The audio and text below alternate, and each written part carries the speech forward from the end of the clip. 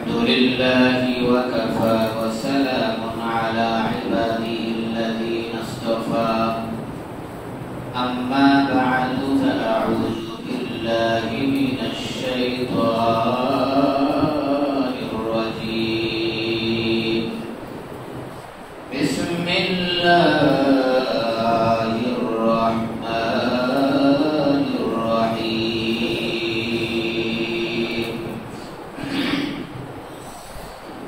إن الله وملائكته يصلون على النبي يا أيها الذين آمنوا صلوا عليه وسلموا تسليما اللهم صل على محمد وعلى آل محمد كما صليت على إبراهيم وعلى آل إبراهيم إنك حميد مجيد اللهم بارك على محمد وعلى آل محمد كما باركت على إبراهيم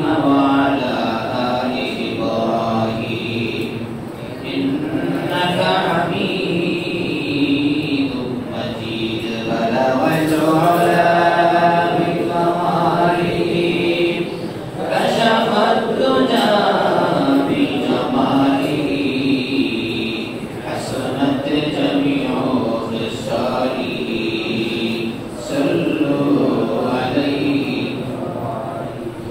دمت عشق محمد اور محمد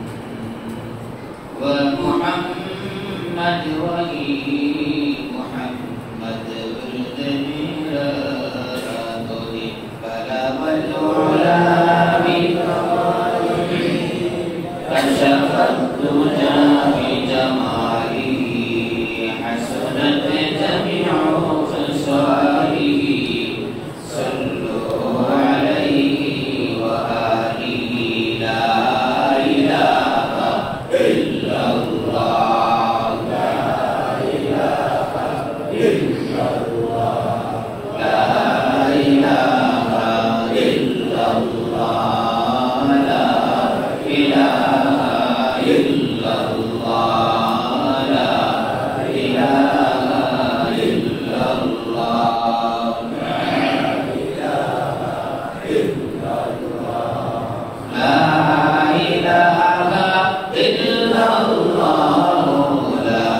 إله إلا الله لا إله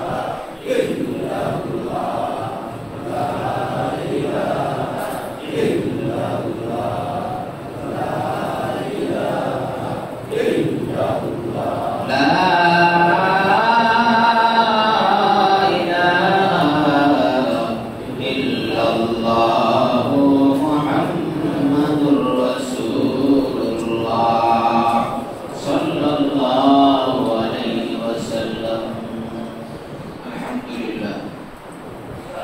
আল্লাহ রাব্বুল আলামিনের দরবারে লাখ কোটি শুকরিয়া যিনি আমাদেরকে অত্যন্ত মহব্বত করে ভালোবাসি প্রতি জুমার মতো আজকেও পবিত্র মাস দামি মাস রহমত বরকত মাগফিরাত নাজাতের মাস রমজানুল মুবারক শুক্রবার দিন আল্লাহ রাব্বুল আলামিনের ঘরে আসার জন্য বসার জন্য কবুল করেছেন মঞ্জুর করেছেন এজন্য দিল থেকে প্রাণ খুলে হৃদয়ের সম্পূর্ণ আবেগ অনুভূতিকে উজাড় করে মালিকের দরবারে শুকরিয়া আদায় করছি সবাই বলি আলহামদুলিল্লাহ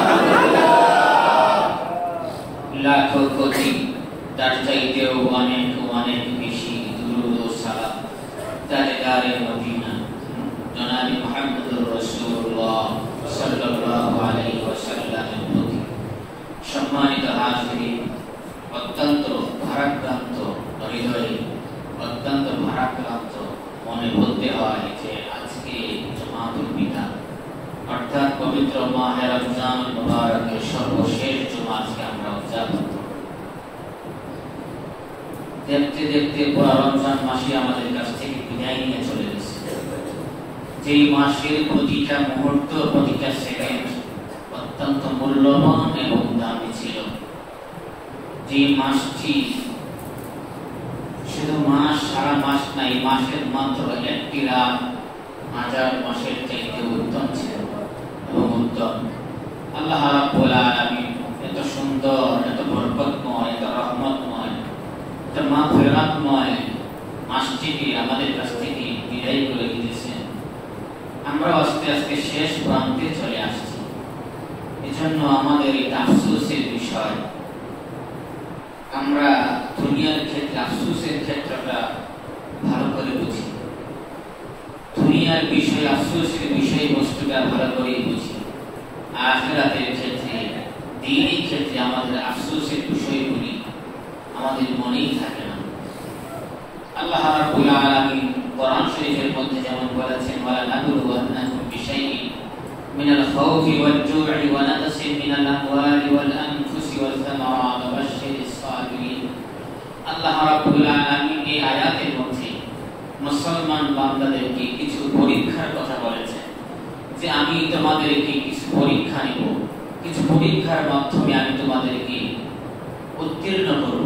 আল্লাহ রাব্বুল আলামিন বলেন, ওয়ালা নাবলুওয়ান্নাকুম, অবশ্যই অবশ্যই আমি তোমাদেরকে পরীক্ষা করব, বিশাইইন মিনাল খাউফি, কিছু বিষয়ের মাধ্যমে, কিছু জিনিসের দ্বারা। এর মধ্যে সর্বপ্রথম হচ্ছে মিনাল খাউফ, ভয়ের মাধ্যমে। তোমাদেরকে আমি ভীতি সন্ত্রস্ত করব, তোমাদেরকে আমি ভয় দেখাবো বিভিন্ন আযাব দিয়ে, বিভিন্ন গজব দিয়ে, মাঝে মাঝে করোনা নামক আযাব দিয়ে, মাঝে মাঝে সিডর নামক আযাব দিয়ে, মাঝে মাঝে ভূমিকম্প দিয়ে, মাঝে মাঝে তোমাদেরকে আমি একদম তোমাদেরকে ভীতির, অন্যান্য ভয় ভীতির মাধ্যমে তোমাদেরকে আমি পরীক্ষা করব। এই পরীক্ষার মধ্যে যদি তোমরা উত্তীর্ণ হতে পারো তবেই তোমরা সফল কাম করো। যখন আমাদের কাছে এই ভয় ভীতিগুলো চলে আসে, আমরা এই ভয়ের সম্মুখীন হই, তখন আমরা ভয় থেকে ওঠার জন্য, ভয়টাকে কাটানোর জন্য আমরা সর্বাত্মক চেষ্টা করি বেঁচে থাকার জন্য। আল্লাহ রাব্বুল আলামিন বলেন, ওয়াল জু'i, এবং তোমাদেরকে আমি ক্ষুধার মাধ্যমে পরীক্ষা করব, ক্ষুধার মাধ্যমে পরীক্ষা করব। তোমাদেরকে আমি খাবার দেব না, তোমাদের মধ্যে দুর্ভিক্ষ দিয়ে দেব, তোমাদের মাঝে আমি বিভিন্ন রকমের অশান্তির দাবানলে নিমজ্জিত করব। তখন দেখা যায় এখান থেকে ওঠার জন্য আমরা পাগল পাগল হয়ে যাই। আল্লাহ তাআলা বলেন, ওয়া নাকসিম মিনাল আমওয়াল, এবং তোমাদেরকে আমি সম্পদের দ্বারা পরীক্ষা করব। সম্পদ আমি তোমাকে দান করেছিলাম, হঠাৎ করে আমি তোমার ব্যবসার মধ্যে এমন দোষ নামায়া দিব, এমন লস তোমাদের ব্যবসার মধ্যে করে দিব, যে ব্যবসার লসের কারণে তোমরা আফসোস করবে। এবং তোমাদের ঘরবাড়ি, তোমাদের বিল্ডিং আছে, ঘরবাড়ি আছে, সব জমি জমা আছে, এমন ভাবে আমি তোমাদেরকে লসের মধ্যে ফেলে দিব, যে লস তোমাদের জীবনে কখনো আসে নাই, হঠাৎ করে দোষ, এর কারণে তোমরা আমাকে স্মরণ করবে। আর এটাই আমার পরীক্ষা। ওয়াল জু'i ওয়া নাকসিম মিনাল আমওয়াল ওয়াল আনফুসি ওয়াস সামারাত, এবং তোমাদেরকে আমি নফসের মাধ্যমে পরীক্ষা করব। নফস, আনফুস মানে আত্মীয় স্বজনের মাধ্যমে। তোমার সন্তান, সুন্দর ফুটফুটে সন্তান, হঠাৎ করে আমি এই অকাল তোমার এই সন্তান, অপ্রাপ্ত বয়স্ক ছোট সন্তানকে আমি নিয়ে নিব, তোমার বাবাকে আমি নিয়ে নিব, তোমার দাদাকে আমি নিয়ে নিব, তোমার আত্মীয় একদম কাছের মানুষকে আমি দুনিয়া থেকে আমি সরায় দিব, মৃত্যু দিয়ে দিব। এই নফস খাহির মাধ্যমে আমি তোমাদেরকে পরীক্ষা করব। তারপরেও দেখবো তোমরা কি আমাকে ভুলে যাও নাকি আমার কথা তোমাদের মনে থাকে। ওয়াসসামারাত, তোমাদের শস্যগুলো আমি উঠিয়ে নিয়ে নিব, তোমাদের যে ফলগুলো আছে, ফসলগুলো আছে, এর মধ্যে আমি পাথর দিয়া, সেটা বৃষ্টি দিয়া ধ্বংস করে দিব। তারপরেও দেখবো তোমরা কি আমাকে ভুলে যাও। আল্লাহ রাব্বুল আলামিন এটা বুঝাইতে চাইলেন, এই ক্ষতির মাধ্যমে, ক্ষতির দেওয়ার মাধ্যমে আমি তোমাদেরকে পরীক্ষা নিব। আর এই পরীক্ষা পরীক্ষা করার পরে তোমরা কি আমাকে স্মরণ করো নাকি আমাকে ভুলে যাও, নাকি আবার দুনিয়ার মোহে পড়ে আমাকে ভুলে যাও, নাকি দুনিয়ার মোহে পড়ে আবার দুনিয়ার পাগলা গোড়ার মধ্যে তোমরা দৌড়াইতে থাকো। আমি এটা দেখতে চাই। এমন অনেক মানুষ আছে খুব স্বাবলম্বী ছিল, হঠাৎ করে ফকির হওয়ার কারণে আল্লাহকে ভুলে যায়। ঘর বাড়ি ছিল, হঠাৎ করে আগুনে পুড়ে যাওয়ার কারণে আল্লাহকে ভুলে যায়। আগে খুব নামাজ পড়তো, আগে খুব রোজা রাখতো, আগে আল্লাহ তাআলাকে ডাকাডাকি করতো, মসজিদ ছাড়া কিছুই বুঝতো না। কিন্তু ঘর পুড়ে যাওয়ার কারণে আল্লাহকে দোষারোপ করে, আল্লাহর সঙ্গে রাগারাগি করে, মসজিদে আসে না। অনেক মানুষ এমনও আছে সন্তান আল্লাহ পাক দান করেছেন, হঠাৎ করে সন্তানকে অসুখ দিয়েছেন, অসুস্থতা দান করেছেন। অসুস্থতাও আল্লাহ পাকের নিয়ামত। সন্তান চলে গেছে, আল্লাহ তাআলার সঙ্গে রাগ করে মসজিদে আসে না, নামাজ পড়ে না। আল্লাহ তাআলা এটাই বলেছেন যে আমি তোমাদেরকে পরীক্ষা করব, এই পরীক্ষায় তোমাদের উত্তীর্ণ হতে হবে। শেষ অংশে বলেন ওয়াবাশশিরিস সাবিরিন, যারা এই কষ্টগুলোর মধ্যে সবর করবে, ধৈর্য ধারণ করবে, ইস্তিকামতের সাথে থাকবে, আমি এই ধৈর্যশীলদের সঙ্গে আমি আল্লাহ তাআলা আছি, থাকবো এবং তাদেরকে আমি পুরস্কার দিয়ে দেব। সুবহানাল্লাহ। এজন্য আমি বলতে চাই যে আল্লাহ তাআলা আমাদেরকে এই সম্পদ দান করেছেন। আমার টাকা পয়সা, জমি জমা, সন্তান সন্ততি, স্ত্রী পুত্র, দোকানপাট, জায়গা জমি, সব চাইতে শ্রেষ্ঠ সম্পদ হচ্ছে আমার ঈমান। সব চাইতে শ্রেষ্ঠ সম্পদ কি? আমার ঈমান। আল্লাহ পাক আমাকে ঈমান নামক দৌলত দান করেছেন। এই ঈমান নামক দৌলতের বিপরীতে আমার সমস্ত সম্পদকে সদকা করলেও, সমস্ত সম্পদকে দান করাইলেও ঈমানের বদৌলতে কোনো কিছুই হবে না।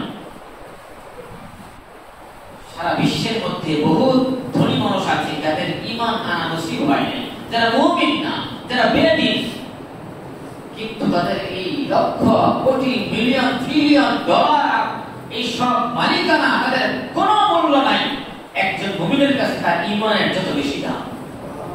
আল্লাহ পাক আমাদেরকে দামি জিনিস দান করেছেন, ঈমান দান করেছেন। আল্লাহর রাসূল বলেন, যে ব্যক্তি একবার লা ইলাহা ইল্লাল্লাহু মুহাম্মাদুর রাসূলুল্লাহ বলবে, এই ছোট্ট একটি বাক্যের এত বেশি দাম। শুধু বাংলাদেশের শ্রেষ্ঠ ধনীর সম্পদ বলা না, শুধু সারা বিশ্বের সবচেয়ে ধনী সম্পদ বলা না, সারা বিশ্বের সমস্ত মানুষের সম্পদ একত্রিত করলে, সমস্ত স্বর্ণ গয়না রৌপ্য টাকা পয়সা হীরা মণিমুক্তা জমি জমা সব একসাথে করলে, পুরো পৃথিবীর খাজানা ধনভাণ্ডার একসাথে করলে, ছোট্ট একটা কালিমাকে যদি আলাদা রাখা হয়, সমস্ত ধন সম্পদের চাইতে এই কালিমার পাল্লা ভারী হয়ে যাবে। আমরা এই দামি কালিমা পড়েছি, আমরা এই দামি কালিমা উচ্চারণ করেছি, মুখে স্বীকার করেছি, অন্তরে বিশ্বাস করেছি। শুধু তাই না, দুনিয়ার সম্পদ তো তুচ্ছ। আল্লাহ রাব্বুল আলামিন বলেন, এই দুনিয়ার সম্পদ আমার কাছে তুচ্ছ, আমার কাছে তুচ্ছ। মাকড়সার জালের একটা শক্তি আছে, দাম আছে। এই দুনিয়ার সম্পদ আর শক্তির আমার কাছে এর চাইতে বেশি মূল্যহীন। আল্লাহ রাসূল সাল্লাল্লাহু আলাইহি ওয়াসাল্লাম বলেন, আল্লাহ পাকের কাছে যদি এই পৃথিবীর সমস্ত এই সম্পদগুলোর মূল্য থাকতো, দাম থাকতো, টাকা পয়সা স্বর্ণ গয়নার দাম থাকতো, তাহলে আল্লাহ তাআলা এই পৃথিবীর কোন কাফের, কোন মুশরিক, কোন বদদিন, কোন বদদিন, কোন হিন্দু, খ্রিস্টান, অমুসলিমদেরকে এক গ্লাস পানি পান করার শক্তি সামর্থ্য দান করতেন না, এক গ্লাস পানি পান করার জন্য তাদেরকে দিতেন না। কারণ আল্লাহ পাকের কাছে দুনিয়ার মূল, দুনিয়ার সামান, দুনিয়ার সম্পদের কোনোই মূল্য নেই। আল্লাহ পাকের কাছে মূল্য কি? ঈমান। ঈমান, ঈমান মুমিনের যে আমলগুলো আল্লাহ পাকের কাছে অনেক। এজন্য আমরা দামি কালিমা পড়েছি, দামি কালিমা পড়ে আমরা মুসলমান হয়েছি। মুসলমান হওয়ার কারণে আল্লাহ পাক আমাদেরকে এত দামি রমজান দান করেছেন, এত রমজান দামি মাস দান করেছেন, এই মাসের মধ্যে শ্রেষ্ঠ রাত্রি দান করেছেন। কিন্তু এই দামি জিনিসটাকে আমরা মূল্যায়ন করতে পারলাম না, অনেকেই পারলাম না। বর্তমানে সিটি কর্পোরেশনে আপনার চাকরির নিয়োগ চলতেছে, আপনারা জানেন। সিটি কর্পোরেশন, দক্ষিণ সিটি কর্পোরেশনে চাকরির নিয়োগ চলছে।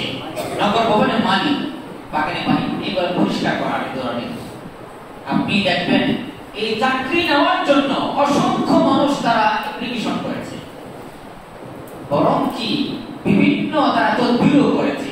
তদবির ছাড়া তো আজকাল সরকারি চাকরি আশা করা যায় না, ঠিক না? তদবির ছাড়া চাকরি হয় না।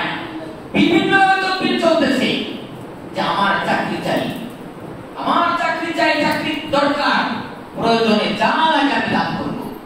অথচ রমজান মাস চলতেছে, এই চাকরির চাইতে হাজারো চাকরির চাইতে মাসের দাম কম না বেশি? বলেন। আমি চাকরির পিছনে যে সময় নষ্ট করতেছি, যে দৌড়ঝাঁপ করতেছি, যাদের কাছে আমি চাইতেছি, যেখানে আমার যাবার প্রয়োজন তাদের কাছে যাই। হতে পারে একজন নেতার কাছে, কমিশনারের কাছে, মেয়র সাহেবের কাছে, চিফের কাছে, সচিবের কাছে, যেখানে যেখানে যাওয়ার প্রয়োজন আমরা সেখানে যাই। প্রয়োজনে বিভিন্ন রকমের তদবির আমরা এগুলো বাদ দিই না। যোগাযোগ তো আছেই, সাথে সাথে অন্য কিছু চলতেছে। অথচ আল্লাহ রাব্বুল আলামিন বলে তোমার টাকা পয়সা কিছুই লাগবে না, শুধুমাত্র আমার একটু সময় দাও, আমার দিনের জন্য সময় ব্যয় করো। রমজান মাসে রাত্রি একটু জাগ্রত থাকো। আল্লাহ রাসূল বলেছেন এই রমজান মাস শেষ দশকে বেজুর রাত্রিগুলা শবে কদর হওয়ার সম্ভাবনাময় রাত্রি তোমরা শবে কদর তালাশ করো।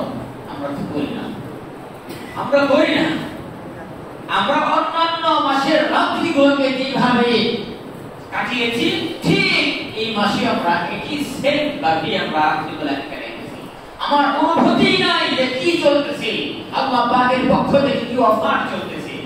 আমরা আজকে আমরা দুনিয়ার অফার নেই, সিম ফ্রি দিতেছে, টকটাই আছে, আমি আমার আইডি কার্ড দিয়ে টকটাই অথবা সিম ফ্রি দিতেছি, আমি খুশি যে 3 দিন 5 দিন আমি ফ্রি পাইতেছি, 100 দিন আমি ফ্রি পাইতেছি। কিন্তু আল্লাহ তাআলা এর চাইতে লক্ষ কোটি গুণের টকটাই আমার নামে দিয়ে রাখতেছেন, অফার দিতেছেন, আমি টকটা নিতে রাজি।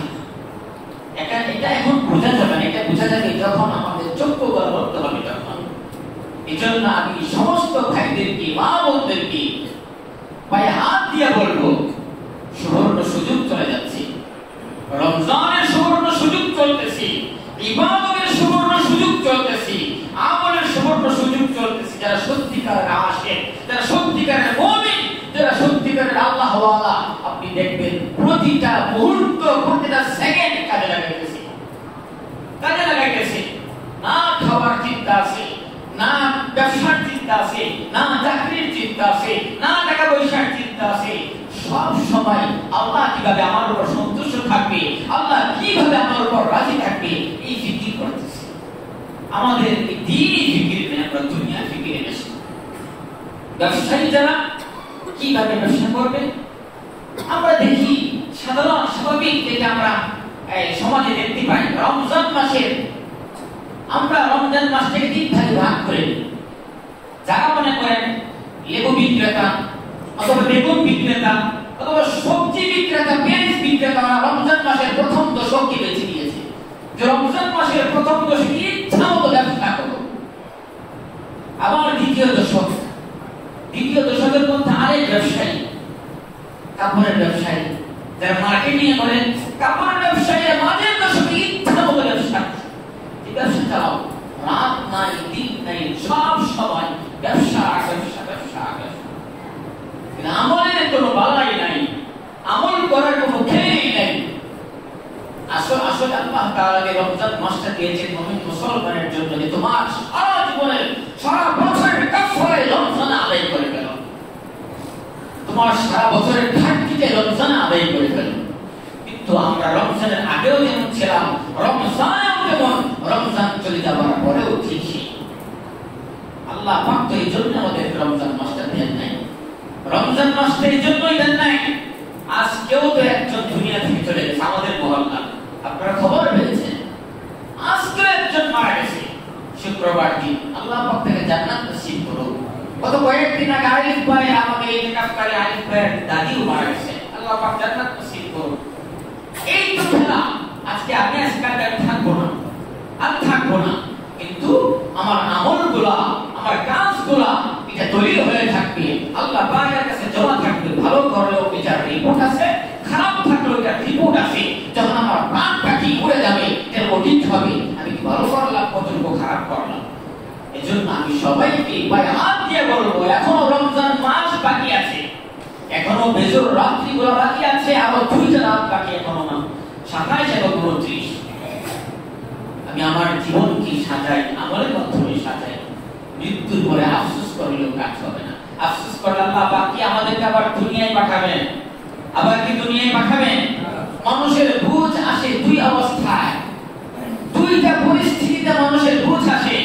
একটা হচ্ছে সফরে, আর একটা হচ্ছে কবরে।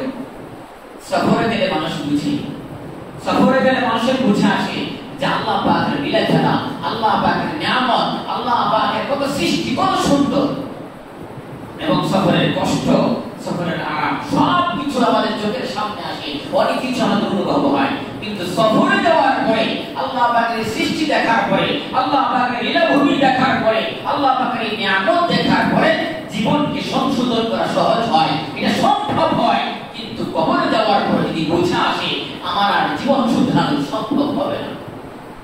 এজন্য ওলামায়ে বলেন সফর করো, দ্বীনি লাইনে সফর করো।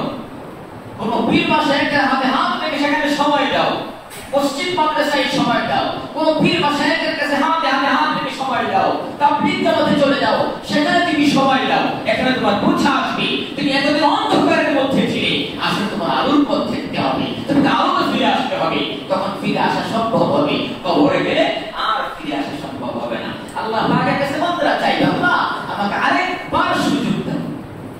প্রত্যেকটা বান্দা আল্লাহ পাকের কাছে অনুরোধ করবে যে আল্লাহ আরেকটা বার সুযোগ দাও, দুনিয়াতে দেখা একদম আল্লাহর ওলি হয়ে যাব, এক মুহূর্ত তোমার নাফরমানি করব না, এক মুহূর্ত তোমার কথার অমান্য চলব না। কিন্তু আল্লাহ তাআলা বলেন বহুত সময় দিয়েছি তোমাকে, বহুতবার তোমাকে উলামায়ে কেরাম, বিভিন্ন মানুষে বিভিন্ন জায়গায় জায়গায় বিভিন্ন দ্বীনি ভাইরা তোমাকে বুঝিয়েছেন, মোবাইলের মাধ্যমে তুমি অনেক কিছু শুনেছো, কিন্তু আমল করো নাই। তোমার কাছে যেগুলো ভালো লাগছে এগুলো আমল করছো, যেগুলো খারাপ লাগছে এগুলো আমল করো নাই। এজন্য রমজানের শেষ জুমা চলে আসছে, জুমাতুল বিদা। বিদায় এমন একটা শব্দ, 3 অক্ষর, 3টা অক্ষরের মধ্যে এমন জিনিস লুকায়িত আছে যে জিনিসটা শুধু সেই অনুভব করতে পারবে যে বিদায় জিনিসটাকে একবারে হাতে কলমে সে অর্জন করেছে। যার বিদায় হয়েছে সেই বুঝতে পারবে। একজন বাবা বুঝতে পারে একটা মেয়ে যখন তার ঘর থেকে শ্বশুর বাড়িতে বিদায় হয়ে যায়, তখন মেয়ের যাতনা, মেয়ের কষ্ট, মেয়ের ভালোবাসাটা সে বুঝতে পারে। ওই দিন, যে দিন রাত্রে বা যেই দিন স্বামীর হাতে মেয়েটাকে উঠে আনে, বাবার কান্না পৃথিবীর আর কেউ আসে না। একটা মেয়ের প্রতি বাবার কত ভালোবাসা, একটা মেয়ের প্রতি বাবার কত স্নেহ, শুধু ভুক্তভোগী একজন বাবাই বুঝতে পারে। জন্মের পর থেকে একটা বাবা মেয়েকে লালন পালন করে বড় করার পর যখন বিবাহ দেয়, সবাই আনন্দ উল্লাস করে, বিয়া হচ্ছে সবাই খাওয়া দাওয়া করে, ফুর্তি করে, আনন্দ ফুর্তি করে, বোমা ফাটায়, রং তামাশা করে। কিন্তু ভুক্তভোগী একজন বাবা, তার মুখে কিন্তু হাসি থাকে না, তার মুখে কোনো রসকস থাকে না, তার মুখে আনন্দ উল্লাস থাকে না, সে সারাদিন তার মনটা মলিন থাকে। যখন বিদায়ের সময় ঘনিয়ে আসে, জামাই হাসা ফুটতে করবে, তখন বাবা লুকোচুরি খেলে একবার ওই রুমে যায়, একবার ওই রুমে যায়, একবার ঘরের পিছনে পালায়, আরেকবার বন্ধু বান্ধবের আড়ালে চলে যায়। আমার মেয়েকে কিভাবে বিদায় দিব সে পারে না। কিন্তু বাধ্য হয়ে যখন দেখে বাবা নাই, খুঁজে বন্ধু বান্ধব সবাই মিলে, ভাইরা মিলে ধরে বাবাকে নিয়ে আসে, 2-3 জন ধরে বাবাকে নিয়ে আসে মেয়ের কাছে। যে মেয়েটা বাদায় হওয়ার পর থেকে বাবার সামনে দাঁড়ায়, বাবার সাথে একসাথে শরীর ঘেঁষে দাঁড়ায় নেই, লজ্জা, মেয়ে বড় হয়ে গেছে, বাবাও মেয়ের সামনে শরীর ঘেঁষে দাঁড়ায় নেই। ওই মেয়েটে বাবাকে আহ্বান করে গলার মধ্যে জড়ায় ধরে, বাবাও মেয়েকে ধরে, বাবার কান্না চিন্তা রাখে। বাবা মনে মনে বলে না, কান্না করা যাবে না, কাঁদলে আমার মেয়ের কষ্ট হবে। বাবা মুখের গামছা, হাতের গামছা অথবা রুমাল মুখের মধ্যে দিয়ে বাবা কান্নাকে কন্ট্রোল করে। এই মেয়েটাকে বাবা এইভাবে একটা স্বামীর কাছে সুপর্দ করে তুলে দেয়, এটা বিদায়। একটা ছাত্র একটা প্রতিষ্ঠানে 10-12 বছর পড়ালেখা করার পরে প্রতিষ্ঠান থেকে বিদায় নেওয়ার সময় খাওয়া করে কাঁদে। একটা ছেলে বিদেশ চলে যাবে, মা বাবা কান্নাকাটি করে। এই বিদায় শব্দের খুব মারাত্মক একটা জিনিস। একজন চলে গেছে, বিদায় নিয়ে মারা গেছে, একটা সন্তান, একজন ভুক্তভোগী মা অথবা বাবা বুঝে যে সন্তানটা চলে গেছে, পৃথিবীর মধ্যে সবচেয়ে ভারী এবং ওজন হচ্ছে একজন বাবার কাঁধে সন্তানের লাশ। সে মেনে নিতে পারে না যে আমার সন্তান চলে গেছে। বলে আমার সন্তান মারা যায় না, আছে, এখনো জীবিত আছে, তাকে মেডিকেল নিয়ে যাও, পরীক্ষা করাও, হয়তো দম থেকে আসে। এই বিদায় শব্দটা খুব কঠিন। আর এই রমজান আমাদের কাছ থেকে বিদায় নিতেছে, আমাদের কাছে মনে হয় এত কঠিন মনে হয় না, আমাদের কাছে মনে হয় এত খারাপ লাগতেছে না, কারণ আমাদের সাথে দিনের সাথে একটা বেশি গভীর সম্পর্ক নাই। অথচ আল্লাহ রাসূল সাল্লাল্লাহু আলাইহি ওয়াসাল্লাম হাদিসে মিম্বরের মধ্যে বলেন, এই রমজানুল মুবারক মাসে প্যারা নবী মুহাম্মদ আরবি সাল্লাল্লাহু আলাইহি ওয়াসাল্লাম খুতবা দেওয়ার জন্য মিম্বরে উঠতেছেন রমজান মাসে। প্রথম সিঁড়িতে পা রাখার সময় রাসূল বললেন আমিন, দ্বিতীয় সিঁড়িতে পা রাখার সময় রাসূল বললেন আমিন, তৃতীয় সিঁড়িতে পা রাখার সময় রাসূল বললেন আমিন। সাহাবায়ে কেরাম নামাজের পরে জিজ্ঞেস করলেন, ইয়া রাসূলুল্লাহ, ইয়া হাবিবাল্লাহ, আপনি যখন খুতবা দেন, খুতবা দেওয়ার সময় আজকের অভ্যাসটা ভিন্ন রকম হয়ে গেল, অন্যান্য দিনে তো আপনাকে এই কাজটা করতে আমরা দেখি না, অন্যান্য মাসে বা অন্যান্য জুমায় আপনি আমিন বলেন না, আজকে আপনি তিনবার আমিন বলেন, ব্যাপারটা কি আমরা জানতে চাই। আল্লাহ রাসূল সাল্লাল্লাহু আলাইহি সাল্লাম বললেন, ও আমার সাহাবীরা শোনো, আমি যখন মিম্বরে প্রথম খুতবা দেওয়ার জন্য পা রাখলাম, তখন আমার কাছে আল্লাহর পেয়ারা একজন ফেরেশতা, প্রধান ফেরেশতা হযরত জিবরাইল আলাইহিস সালাম আসছেন, এসে বলতেছেন, ইয়া রাসূলুল্লাহ, ইয়া হাবিবাল্লাহ, যারা দুনিয়াতে আপনার নাম শুনলো, আপনার নাম শুনলো, আপনার নাম শোনার পরে দুরূদ শরীফ পড়লো, তারা ধ্বংস হয়ে যায়। তারা কি হয়ে যায়? ধ্বংস হয়ে যায়। তখন জিবরাইল বললেন, রাসূল আপনি আমিন বলেন।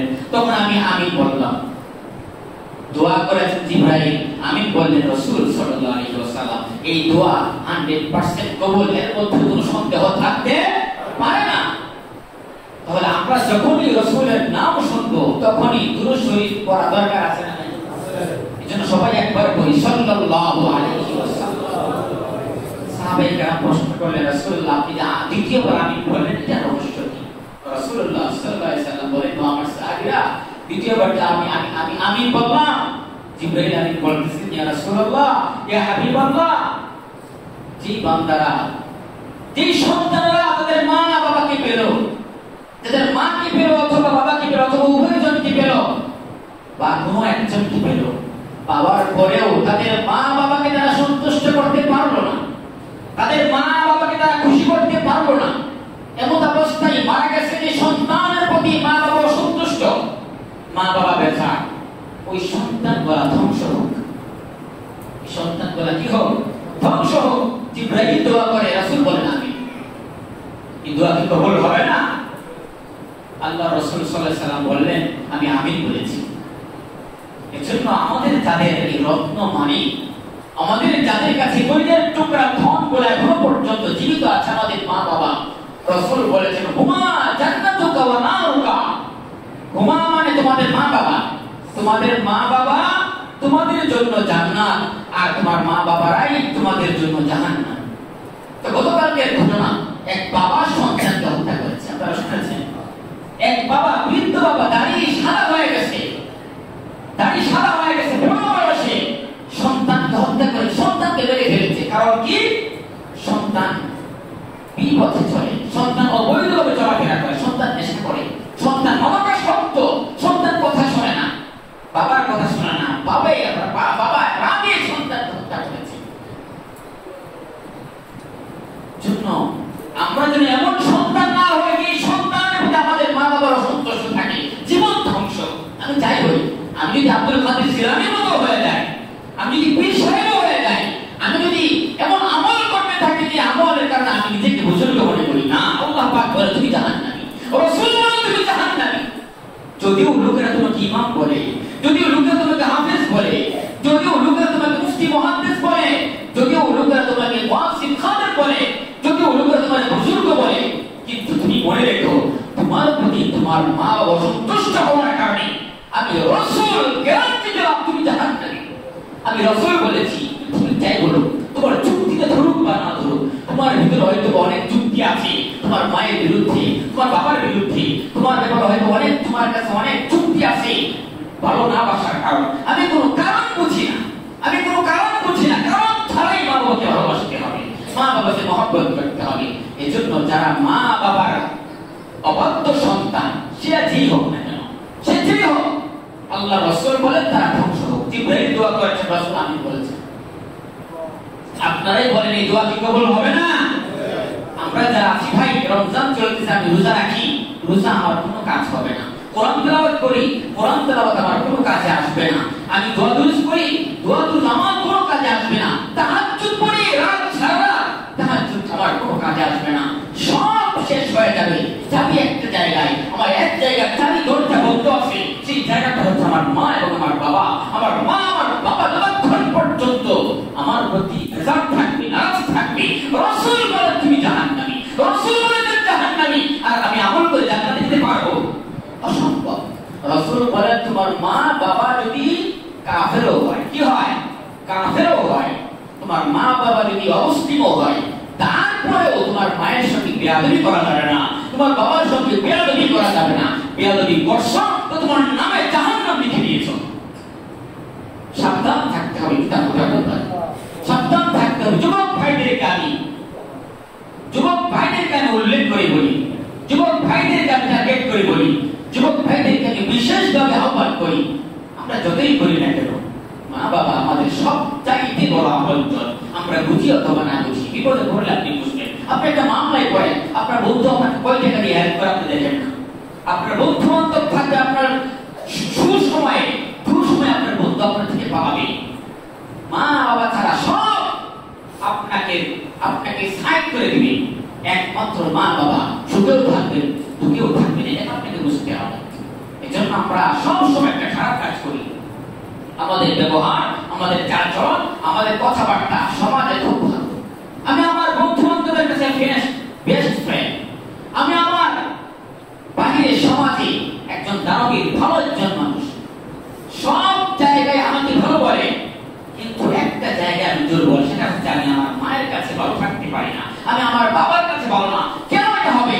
আমি বন্ধু বান্ধবের কাছে ভালো ব্যবহার দেখাইতে পারি, আমার ব্যবহারটা বাহিরে খুব ভালো হয়, ব্যবসায় ভালো হয়, চাকরিতে ভালো হয়, মায়ের কাছে আসলে আমার মেজাজ খারাপ হয়ে যায়, মাথায় রক্ত উঠে যায়, বাবার কথা আমি শুনতে পারি না। রাসূল বলেন এমন যদি হয় তোমার ধ্বংস অনিবার্য। এই জন্য আমি সবাইকে বলি, বিশেষ করে যুবক ভাইদেরকে বলবো, মা বাবাকে ভালোবাসতে শিখো। মা বাবার চেয়ে বড় আপনজন কোনো কিছু নেই। রমজান মাস চলতেছে, এমন অবস্থায় মা বাবা আপনার বলে অসন্তুষ্ট, রমজান মাস শেষ, আপনার ধ্বংস। রাসূলুল্লাহ সাল্লাল্লাহু আলাইহি ওয়াসাল্লাম তৃতীয়বার আমিন বললেন। সাহাবায়ে কেরাম বললেন, ইয়া রাসূলুল্লাহ, ইয়া হাবিবাল্লাহ, আপনি 3 নাম্বার আমিনটা কেন বললেন? রাসূল বলেন, 3 নাম্বার আমিন জানি বলেছি যে রমজান মাস চলতেছে, এই রমজান মাস নিয়েই একটা কথা আমার ভাই জিবরাইল বলেছেন। বলে রাসূল যে রাসূলুল্লাহ কি বলেছেন? আল্লাহ রাসূল বলতেছেন যে শোনো সাহাবায়ে কেরাম, জিবরাইল বলতেছে আপনার যে উম্মতেরা রমজান মাস পায়, আপনার যে উম্মতেরা রমজান মাস পাইল, রমজান মাস পাওয়ার পরেও তাদের গুনাহগুলিকে maaf করাইতে পারে। রমজান মাস পাওয়ার পর তারা মিথ্যা কথা ছাড়তে পারে নাই, রমজান মাস পাওয়ার পর তারা সুদ ছাড়তে পারে নাই, রমজান মাস পাওয়ার পর তারা ঘুষ ছাড়তে পারে নাই, রমজান মাস পাওয়ার পর তারা ব্যবসায় ভেজাল দেওয়া কমাইতে পারে নাই, রমজান মাস পাওয়ার পর তারা গুনাহের সরঞ্জাম বাদ দিতে পারে নাই, রমজান মাস পাওয়ার পর তারা গীবত ছাড়তে পারে নাই। মোট কথা যত গুনাহের সরঞ্জাম আর গুনাহের কাজ আছে, রমজান মাস পাওয়ার পর তারা কোনো কিছু ছাড়তে পারে নাই, গুনাহের মধ্যে নিমজ্জিত, গুনাহ অবস্থায় রমজান মাস শেষ হয়েছে। ইয়া রাসূলুল্লাহ, ইয়া হাবিবাল্লাহ, তারা ধ্বংস হয়ে যাক, তারা ধ্বংস হোক, তারা ধ্বংস হোক, আপনি আমিন বলেন। আল্লাহ রাসূল বললেন আমিন। এই দোয়া কি মিস হবে? রাসূল দোয়া করেছেন, রাসূল আমিন বলেছেন। আমরা তো রাসূলের উসিলা দিয়ে দোয়া করি, এটাই কবুল হওয়ার জন্য আমরা আশা করি। আর স্বয়ং রাসূল যেখানে দোয়া করেছেন 100% কবুল, এর মধ্যে কোনো সন্দেহ নেই। জন্য আমরা যারা রমজান মাস পাইলাম, অনেক ভাই তো এমন আছেন যারা রমজান মাসের আগেও কোনোদিন রোজা রাখে না, সারা বছর রমজান মাস চলে গেল এখনো পর্যন্ত একটা রোজাও তারা রাখে নাই, একটা রোজা রমজান মাসে রাখে নাই। এমন মুসলমান আমাদের সমাজে বসবাস করছে, অথচ প্রত্যেকটি রোজা আল্লাহ পাক ফরজ করে দিয়েছেন। এটা আমি গল্প বা কাহিনী বলছি না, আমি নিজ চোখে দেখেছি, আমার নিজ চোখের দেখা জিনিস আমি বলছি। অনেক মানুষ রোজা রাখে না। আমি আপনাদের কাছে আপনাদের পায়ে হাত দিয়া বলতে চাই যে এখনো রমজান বাকি আছে। এখন থেকে প্রতিজ্ঞা করেন, আমি যদি আগামীকাল মারা যাই আর মারা যে যাবো না গ্যারান্টি কি আছে? আমি যদি আগামীকাল মারা যাই আমার সঙ্গে ফেরেশতারা কি ব্যবহার করবে?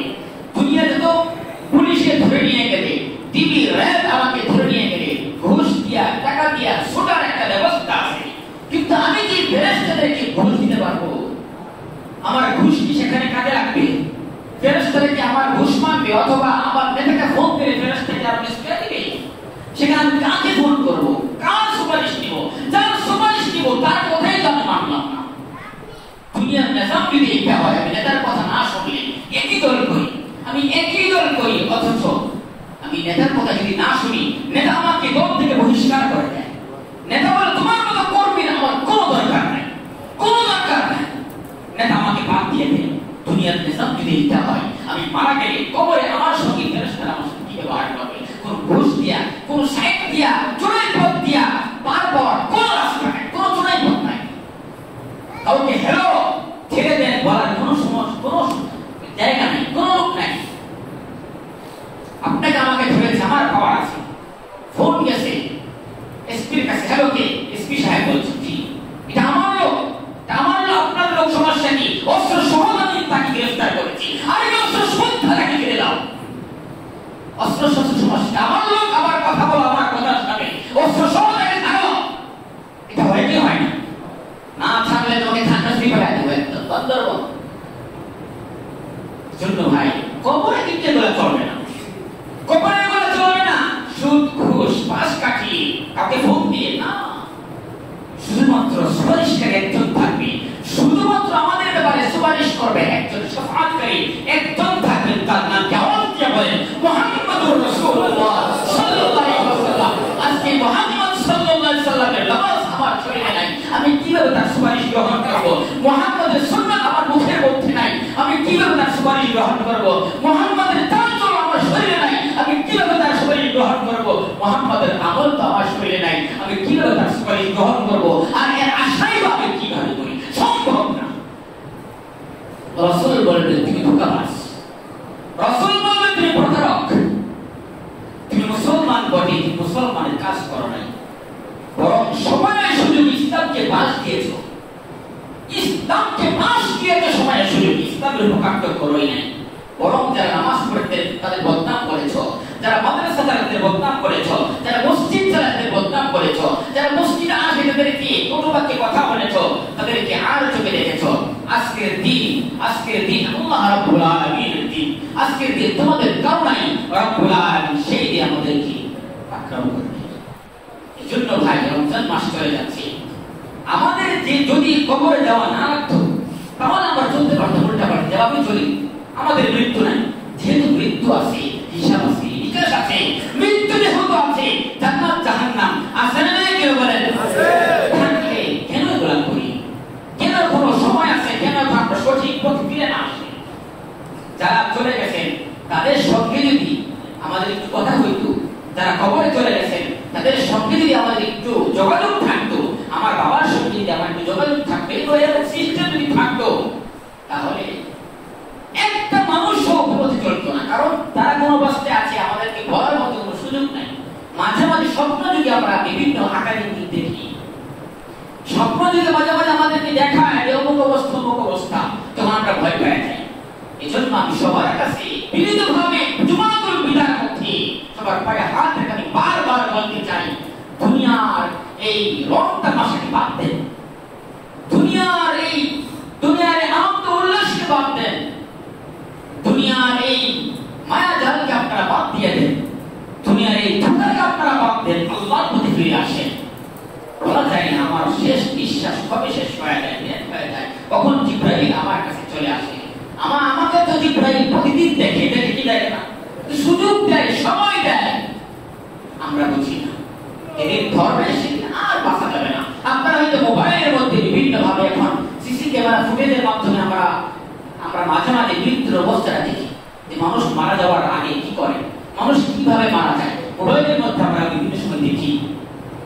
মৃত্যুটা কত করি, আজরাইলকে এরকম ফেলাইতেছে, আজরাইলকে ফিরে গেছে, সে পারতেছে না, হঠাৎ করে সে পরে শেষ। জন্য ভাই সবাইকে আমি অন্তর থেকে বলতেছি, আজকে এই কথা বলি, রমজান যেহেতু শেষ, এটা আমার দায়িত্ব ছিল। আপনারা বলতে পারেন যে আমরা হুজুরকে বেতন দিই, খাওয়াই, আমি এত হবা নেই, তারপরে আমাদের এইভাবে কেন বলে? এটা আমার দায়িত্ব। আমি যদি না বলি আপনাদের এই টাকা দেওয়া ব্যর্থ, বৃথা, আপনাদের এই খাওয়া আমাকে বৃথা, আমাকে রাখা আপনাদের বৃথা হবে। কারণ আসল কথা বলি বলে এটা আমার দায়িত্ব। যদি না বলি আমাকে রবের দরবারে দাঁড়াইতে হবে, আমাকে জিজ্ঞেস করবে তুই তোর জায়গা থেকে কেন পুরো কথা বলবি না। এই জন্য আমাকে বলতে হয় দায়িত্ববোধ হিসাবে। সবার কাছে আমার অনুরোধ থাকবে ভাই, এখন থেকে আমরা সবাই রোজাগুলি রাখি, তারাবিগুলো আদায় করি, এবং এখন থেকে আমরা গুনার কাজ ছেড়ে নেক কাজগুলো করি। সবাই পারবো তো ইনশাআল্লাহ? সবাই পারবো তো ইনশাআল্লাহ? আল্লাহ পাক আমাদের সবাইকে ইসলামের জন্য, দ্বীনের জন্য মৃত্যু পর্যন্ত কবুল করেন, বলেন আমিন।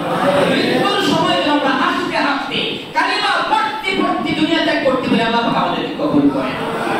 কালিমা পড়ে দুনিয়া ত্যাগ করলে মৃত্যু হলে সোজা জান্নাত, আল্লাহ পাক জান্নাত দিয়ে রাসূল বলেছেন, যার শেষ কথা, শেষ বাক্য ইন্নামাল আমালু বিল খাওয়াতিম, যার শেষ বাক্য ভালো হবে, শেষ কাজ ভালো হবে, তার সব কিছু ভালো হবে। তার শেষ যার ভালো সব তার ভালো, যার শেষ ভালো তার সব ভালো। আগে কি করছে না করছে আমরা বুঝি না, জানি।